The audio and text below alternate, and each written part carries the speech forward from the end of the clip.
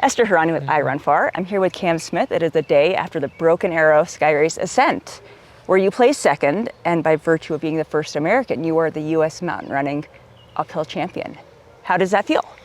Yeah, it feels great to kick the summer off really well after taking a break post games in February, and really, just kind of the intention after the skimo season ended, which was much earlier finish for me than normal, was now I have all this extra time and energy to put into running that I haven't had in past years, where more kind of already thinking about next winter even when summer begins, and kind of tailoring my training and race choices around that, where this summer I have the freedom a little bit to pursue goals like the running races that I'm most excited about. So this was kind of the big first one for the summer, and it just feels so good to have all the training come together and have a day where we were just talking off camera about it's rare where your mind and body are totally synced up, where your body's doing exactly what your mind asks it to do in a really intense race like that.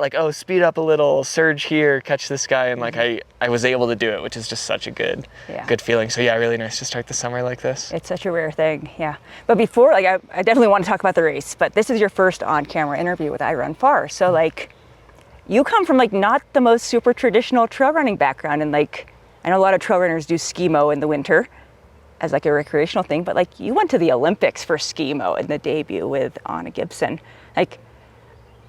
Give us, Cam Smith, in your words, college, you were more into mountain biking than trail running.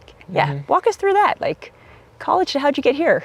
Yeah, I mean, running's always kind of been a first love. I just wasn't that great at it. I ran track and cross country in high school, and was trying to walk on to Western at a D2 school, and wasn't fast enough for that either. And then kind of pivoted to mountain sports with a mountain bike program at Western, and learned to Nordic ski and skimo raced, and was really enjoying trail running while I was at it. And it's really as I've evolved as an athlete, become a sense of I just like moving in the mountains and pushing myself and pursuing goals, and just being out there in the places I love. And when there's snow on the ground, the best way to do that is with skis on your feet. And when there's not, the best way to do that is on foot and with bike, depending on where you are. So as far as the passion's always been there, and I think I just haven't gotten the same attention with a lot of the running races that I've done. For whatever reason, I mean, I can speculate about that, but I kind of, I alluded to a minute ago, I'm really excited to have this extra energy to put into running, because I do feel I have a lot of potential in the sport. And it's not I'm new on the scene either, but just kind of excited to go from here. So last year at Broken Arrow, you raced the double again, and I feel a lot's happened since then, because that's when you sort of floated the idea to Anna Gibson to hey, let's see if we can make the skimo Olympic team together. And it sort of defined both your the past year of your life and the following year of her life. And she came and won the Ascent yesterday as well. She's also U.S. mountain running uphill champion now. And so walk me through that year. Walk me through the past 12 months. It's wild. Gosh, there's so much to unpack. I mean, it's really been just a total dream. So the afternoon, I mean, just starting with a year ago, post Broken Arrow races, that afternoon, said, hey, Anna, I really want to talk to you this week. I want to sit down somewhere and have a conversation with you. That was that Sunday afternoon. Tuesday, we linked up outside the little stadium area in the village, and I pitched this whole idea to her, and that's where things kind of took off, with her joining the team and opening doors for both of us in that way. And then the next month I got married, and then went to the best part of the last year, of course. And then mountain running worlds, and just this super intense build up to this do or die World Cup race, trying to qualify for the games, where instead of just qualifying, we won and made a lot of history there, and all the way to accomplishing this lifelong dream of going to the games. And it's been everything I could have dreamed of, but 100 times better. And all that has happened since Broken Arrow 1 year ago, and then now here we are on Saturday of race weekend. So it's crazy to process. It's a full circle. I guess after you've been through all that, you've been to Worlds, you've been to the Olympics, which is the biggest stage in the sporting world. What's that coming back to Broken Arrow a year later, Cam of a year ago versus Cam of now? what's the difference there? That's a good question too, and I could probably use a professional to tease out some of those Therapy things. on the I require Right, interview. totally. And I guess just kind of thinking through it out loud, like a lot has changed and a lot stayed the same. Like the curiosity of what am I capable of in any given race on any given day is still there, and that's what drives me to train and sign up for races and travel here and just see what I can do. And like none of that's any different, whether it's the Olympics or like a race in the woods with a stopwatch or like just a workout that I do by myself that no one ever hears about. Like it's all still the same, like the same passion and pursuit of what can I do? What can I do in the mountains, and like what can I do pushing my body and mind to do? And then things have changed for sure too. If I maybe walk with my back a little straighter and shoulders back, of like I feel like I have arrived in a lot of ways of like I did kind of accomplish the thing that I set out to do like more than 4 years ago, like really like my whole lifetime of reaching the biggest stage in sports. And I feel a lot more calm on start lines, and I feel a lot more accustomed to pressure, but it's almost like the same pressure is there. Like I still want to do well just as badly. But I've just been through some very unique experiences with trying to qualify for the games and then racing at the games that does add some interesting perspective for sure. Because both like the World Cup where you guys qualify for the games and the Olympics, those are both like you said, do or die situations. Like you either did really well at those races or you didn't go to the Olympics. So it's like coming to here, it's I don't know, maybe a little the pressure idea is interesting to me. Totally. And I think like I said, the same pressures there. I just have dealt with so much and so like created so many kind of tools and pathways for myself to learn what works best for me. And I think an interesting point that Anna and I figured out kind of during this whole process, and it was even like in those weeks leading up to the games, was it's different for everyone. And she's really raced well in the Olympics, and I think yesterday is a great example too, with like I don't want to speak for her, so caveat there, but like what I believe she's thinking is like, oh, like this is a celebration of like how amazing have things been lately, and like I'm doing awesome and I'm doing all the things I love, and she's just like riding that high, and that's why she raced so well yesterday.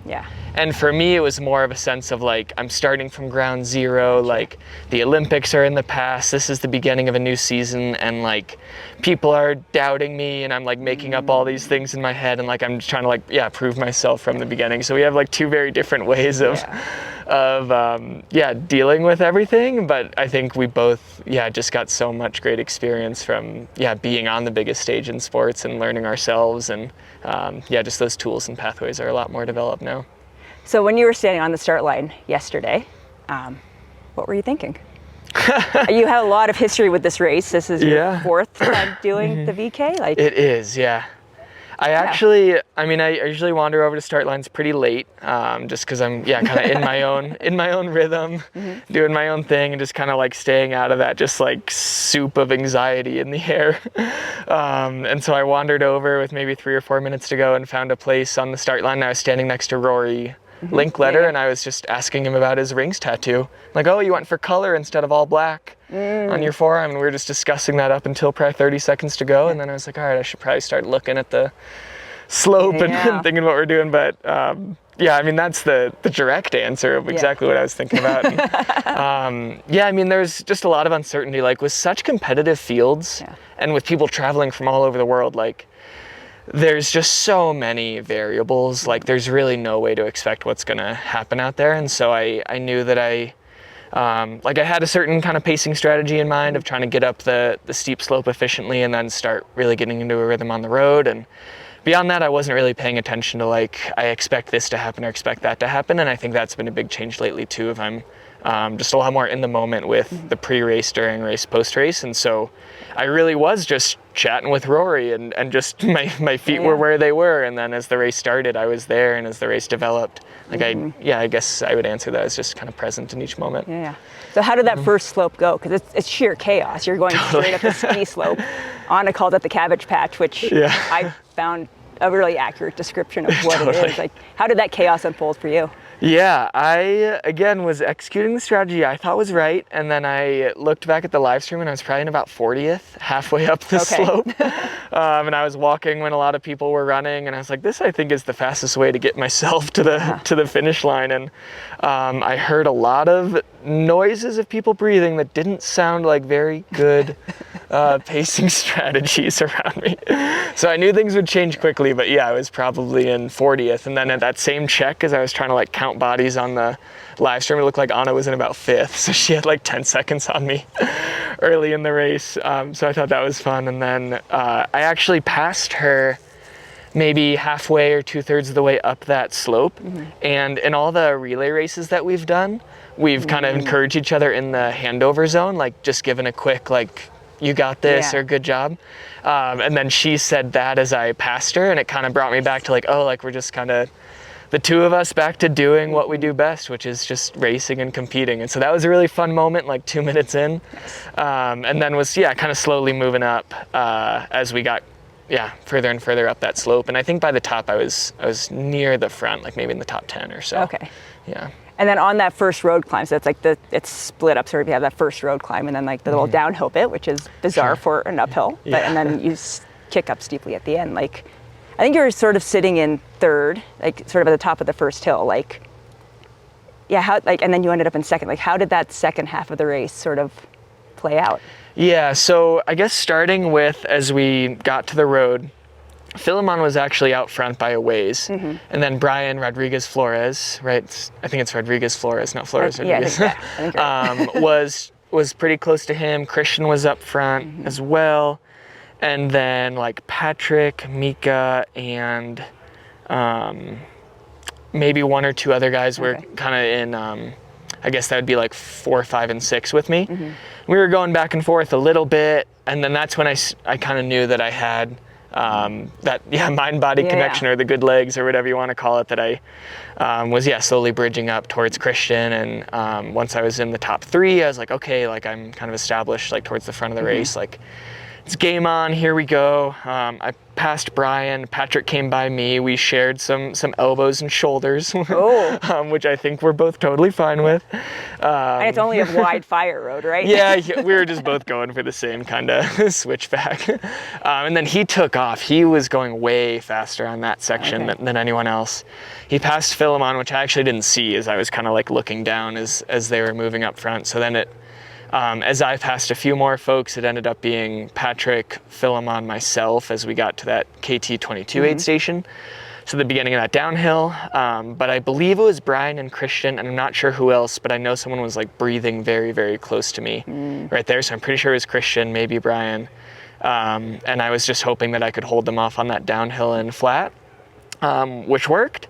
And then as we got to that last ramp, I was looking up at Philemon and thinking, like, if I want to finish in the top 3, I probably need to catch Philemon, because someone, I don't know who it is, but someone's behind me chasing me down. Philemon's coming back, like potentially we're both going to get to him, but like he kind of became my target of like the best defense is offense. And so I was chasing after him, caught up to him and got just ahead of him before it got technical to the summit. Which then I felt good about, because that's the terrain I'm more comfortable on, and it's hard to pass in there, of course, unless you're Anna. And that's just kind of the area of the race that I do best on. And I think I was gaining on Patrick pretty quickly, but he got to the finish line first. And I've heard that comment a few times the last 24 hours, like, oh, if the race was longer, you would have had him. Like, yeah, that's true, but the finish line is where it is. Like, we were racing to the finish line. So he got me by that, 10 or 11 seconds. And it was just exciting to see him so close at the finish, given the athlete that he is. We should have like a race with a variable finish line that you don't actually know where along the finishing straight the line is. And you just get to the top, and then you have to go a certain distance. Yeah, exactly.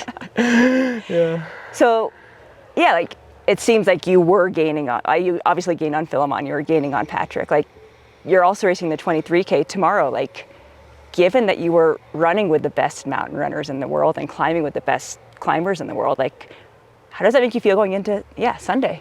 Yeah, I think that, like the fact that I could at least run on like a steep all-out uphill race with those guys.